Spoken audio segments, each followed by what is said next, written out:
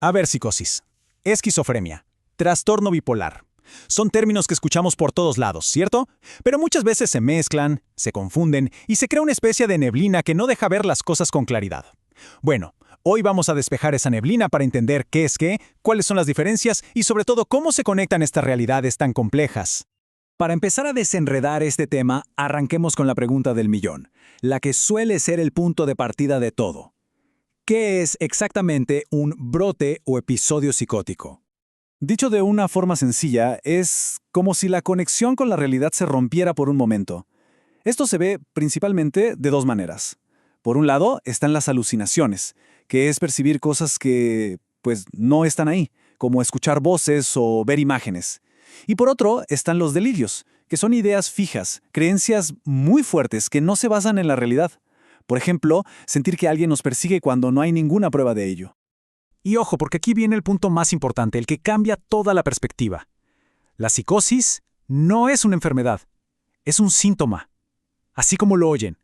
No es el problema de fondo, sino la alarma que nos avisa que algo más está pasando. Miren, esta analogía es genial para entenderlo, piénsenlo. Si alguien tiene fiebre, sabemos que algo no anda bien, que hay una infección, pero la fiebre por sí sola no nos dice qué es. ¿Es una gripe? ¿Una infección en la garganta? La psicosis funciona exactamente igual. Es la señal, el foco rojo que nos obliga a investigar qué hay detrás. Entonces, el camino para llegar a un diagnóstico es como un trabajo de investigación. Todo empieza con el síntoma, con la psicosis. A partir de ahí, los especialistas se ponen a buscar la causa, a indagar qué está provocando esa pérdida de contacto con la realidad. Y solo al final de esa investigación se llega a un diagnóstico, a la enfermedad de fondo. Y esa investigación por lo general nos conduce a dos grandes caminos, a dos de los diagnósticos más comunes donde la psicosis aparece. Estamos hablando de la esquizofrenia y del trastorno bipolar, así que vamos a ver cada uno por separado. Empecemos por la esquizofrenia. ¿Qué es? Es un trastorno mental crónico que ataca, digamos, el centro de operaciones, el pensamiento y la percepción. Y aquí hay una diferencia clave. La psicosis no es algo que aparece y se va. No, aquí es una parte central, casi constante, de la enfermedad. Claro, lo primero que se nos viene a la cabeza son las alucinaciones y los delirios. Pero hay más. También está el pensamiento desorganizado. ¿Saben? Cuando las ideas no conectan y es súper difícil mantener una conversación. Y luego están los síntomas que llaman negativos, que no es que sean malos, sino que son una ausencia, como la falta de expresión en la cara, una apatía total, una falta de ganas de hacer nada. Ok, ahora cambiemos de carril y hablemos del trastorno bipolar. Si en la esquizofrenia el problema estaba en el pensamiento, aquí el protagonista es el estado de ánimo. Es como subirse a una montaña rusa emocional sin frenos. Pasa de picos de euforia y energía altísima, lo que se llama manía, a valles de una tristeza y un vacío profundísimos, la depresión.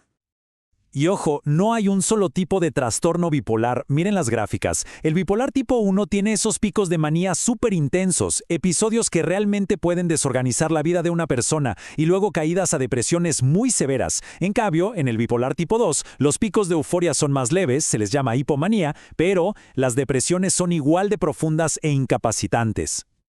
A ver, esta tabla nos lo deja todo mucho más claro. Resumamos. En la esquizofrenia, lo principal es el pensamiento y la percepción. En el trastorno bipolar, el ánimo y la energía. Y la psicosis, bueno, en la esquizofrenia es un rasgo central. Casi siempre está ahí. En el trastorno bipolar suele aparecer solo en los momentos más extremos, ya sea en la manía o en la depresión más profunda. La experiencia es totalmente distinta. Ahora, la mente no es un libro de texto con capítulos bien definidos. A veces, las líneas se borran. ¿Y qué pasa si alguien tiene síntomas de los dos mundos al mismo tiempo?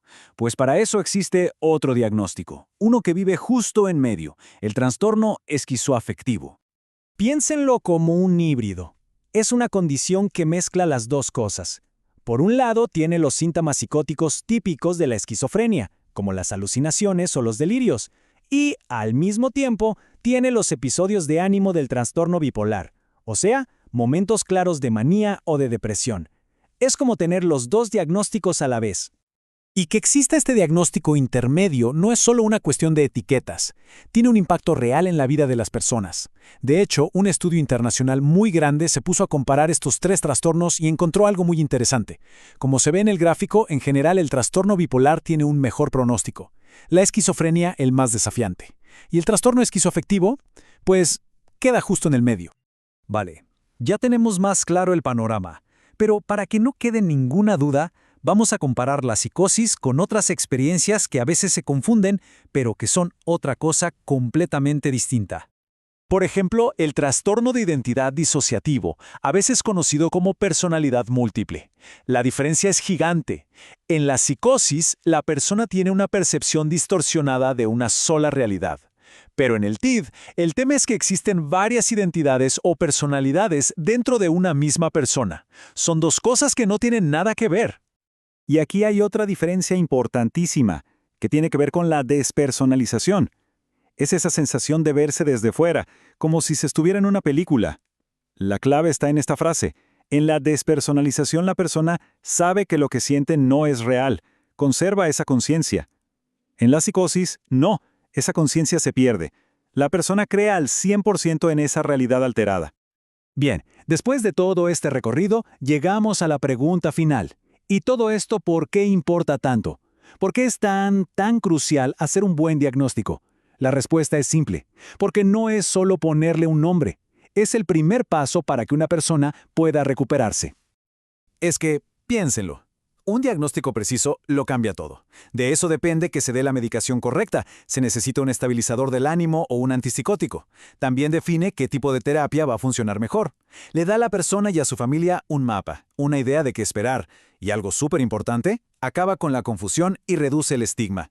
Ponerle el nombre correcto al problema es fundamental, sobre todo cuando sabemos que el riesgo de suicidio en estas condiciones es muy alto.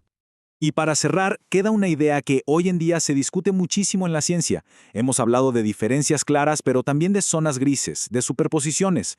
Y la gran pregunta es, ¿y si en realidad no son enfermedades totalmente separadas? ¿Si en realidad son diferentes puntos a lo largo de un mismo y único espectro? Es una posibilidad que podría cambiar por completo nuestra forma de entender la mente humana. Hay que darle reflexión. Muchas gracias.